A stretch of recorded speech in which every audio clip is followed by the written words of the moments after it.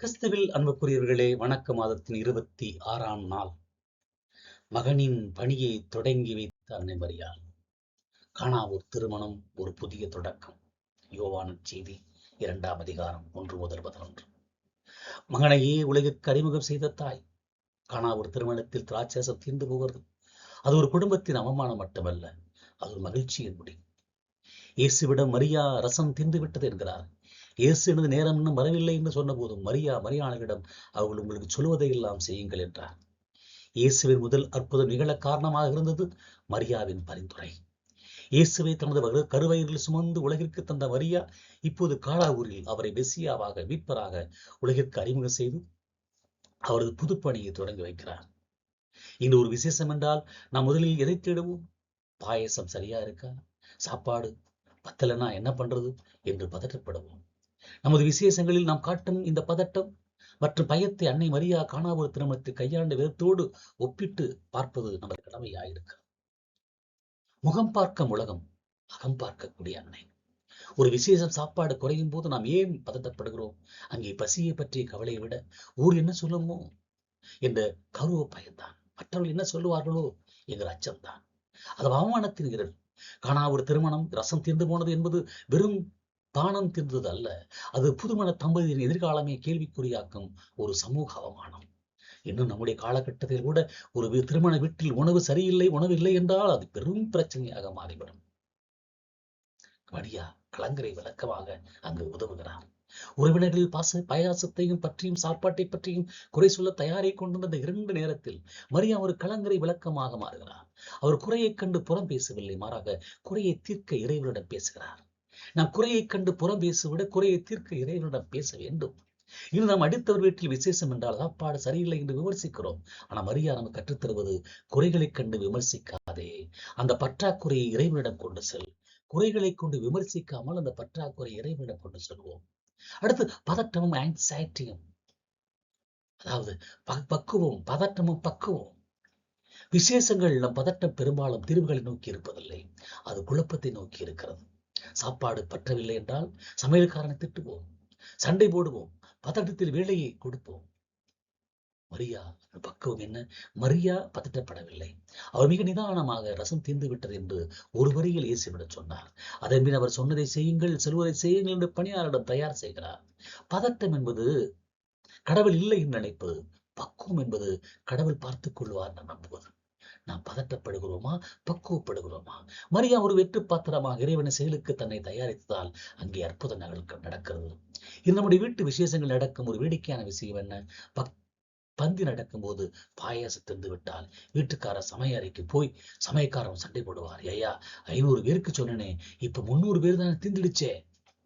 சமயக்காரர் சொல்வார், சார் வந்தவங்க எல்லாம் 2 கிளாஸ் குடிச்சா எப்படி சார் பத்தோம்? நம்ம கணக்கில் எப்போதும் தோற்று போகும். ஆனால் மரியாவுடன் ஒரு கணக்கு இருந்தது, அதுதான் இறைவனின் கணக்கு. ஒருவர் சொன்னா, அம்மா மரியா கிட்ட வேண்டிக்கிட்டா சாப்பாடு அதிகமாகுமா? பக்கத்துல பெரிய சொன்னா, தம்பி மரியாதை வேண்டினால் சாப்பாடு அதிகமாகறதோ இல்லையோ, சாப்பிட்டவங்களுக்கு மனநிறைவு அதிகமாகும். அந்த திருப்தியை தர மரியாவுக்கு தெரியும் என்று. ருசிதரும் அன்னை என்று கொள்ளலாம். திராட்சரசம் என்பது மகிழ்ச்சியின் அடையாளம். உங்கள் வாழ்வில் உங்கள் குடும்ப விசேஷங்களை மகிழ்ச்சி தீர்ந்து விட்டதா? நாடோடி மரியாவை தேடுங்கள். எகிப்து நாடோடியாக இருந்தபோது பற்றாக்குறை நேரில் பார்த்தவர் என்பதால் உங்கள் வீட்டு பற்றாக்குறை மரியாவுக்கு தெரியும். மே மாதம் 24, 26ஆம் தேதி நாம் உணவுது மரியா வெறும் தண்ணீர் ரசமாக மாற்றவில்லை, சுவையற்ற நம் வாழ்வை ருசியுள்ளதாக மாற்றச் சொல்கிறார். இன்று வாடகை வீடு என்று தவிப்பவர்களுக்கு, வேலை தேடி அலைவர்களுக்கும் ஆண்டவரே என் வாழ்வில் மகிழ்ச்சி தீர்ந்து விட்டது என்று மரியாவிடம் சொன்னார். உடனே இயேசுவிடம் திரும்பி, மகனே இவர்களுக்கு அமைதி தீர்ந்து விட்டது, இவர்களுக்கு வாழ்வாதாரம் தீர்ந்து விட்டது என்று பரந்து பேசுவார். ஒரு திருமண வீட்டில் தண்ணீர் பற்றாக்குறை வந்ததாம். உடனே ஒரு மரியாவிடம் வேண்டாராம், அம்மா கானாவூர் ரசத்தை வர வச்சிங்களே, இப்ப இங்க தண்ணி வர வைக்க கூடாதா என்று. மரியாவிடம் நாம் வசதிகளை கேட்கிறோம், ஆனால் கானாவூரில் செய்தது ஆர்டர் கொடுப்பது அல்ல, சரண்டர் ஆவது. அவர் சொல்வதை கேளுங்கள் என்று சொல்லி நம்ம இறைவனிடம் ஒப்படைக்கிறார். அன்னை மரியா கானாவூர் திருமணத்தில் காட்டிய அந்த சரண்டர் மற்றும் ஒப்படைப்பு பற்றி நாம் இன்னும் கூட ஆழமாக தியானிக்கலாம். விருப்ப பட்டியல் அல்ல, வாழ்க்கை பழியை கொடுக்கிறார். இன்னும் மரியாவிட வரும்போது ஒரு பெரிய ஆர்டர் பட்டியலோடு வருகிறோம், பெரிய மளிகை கடை லிஸ்டை போட வருகிறோம். அம்மா எனக்கு இந்த பதவி வேண்டும், அது வேண்டும், இது வேண்டும், இவ்வளவு சம்பளம் வேண்டும், இந்த ஊரில் வாடகை வேண்டும் என்று நிபந்தனை போடுகிறோம். மரியாவுடைய அணுகுமுறை என்ன? கானாவூரி மரியா இயேசுவிடம் இவளுக்கு திராட்சை ரசம் கொடு என்று கட்டளையிடவில்லை. அவர் சொன்னது ஒரு சிறு தகவல், திராட்சை ரசம் தீர்ந்து விட்டது, அவ்வளவுதான். எனக்கு இது வேண்டும் என்று கேட்பது ஆர்டர், என்னிடம் இது இல்லை என்று சொல்லி இறைவனிடம் சரணடைவது பக்தி. நாம் பல வேளையிலே ஆர்டர் போடுகிறோம். மரியா அந்த பற்றாக்குறை இயேசுவிடம் பாதத்தில் வைத்து நகர்ந்து விட்டார். நாம் ஒரு காரியத்துக்காக பல ஆண்டுகள் ஜெபிக்கிறோம் என்று சொல்லுகிறோம், ஆனால் நடக்கவில்லை என்றால் கோபப்படுகிறோம். ஏன்? ஏனெனில் நாம் கடவுளுக்கு ஆர்டர் கொடுக்கிறோம். மரியா நமக்கு கற்றுத்தருவது, தேவையை சொல்லு, தீர்வை இறைவனை விட்டுவிடு. நம்ம ஜெப வழிபாட்டை பாருங்கள், ஆர்டர் தான், கட்டளை இடுகிறோம்.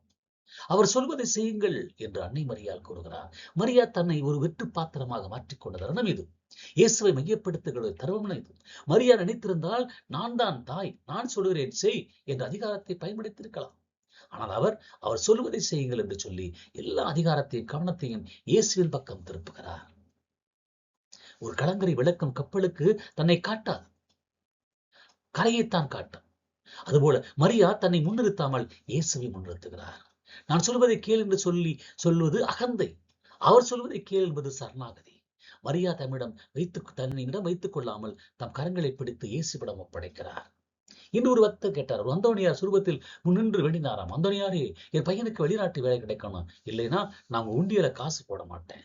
இதுதான் நம்முடைய பக்தி. சரணாகதி தான் சகாயம்.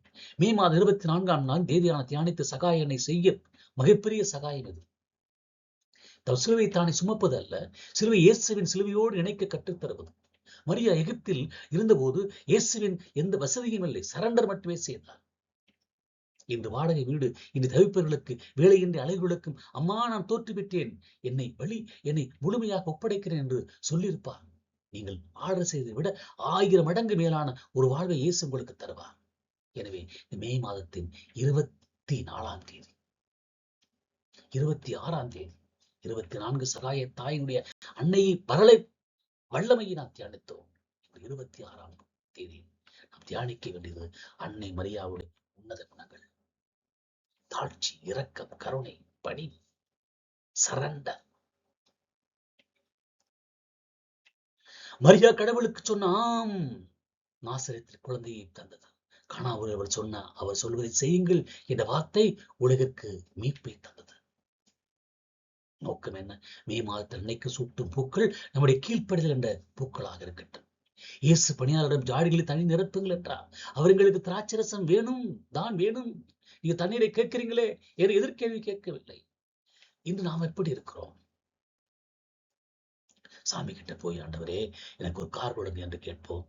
ஆண்டவர் முதல் நீ உன் தம்பியோடு சமாதானமாக என்பார். உடனே நாம், சார் அது வேற டிபார்ட்மெண்ட், இது வேற டிபார்ட்மெண்ட், நீ காரை கொடுங்க, அப்புறம் தான் பாத்துக்கிறேன் என்போம்.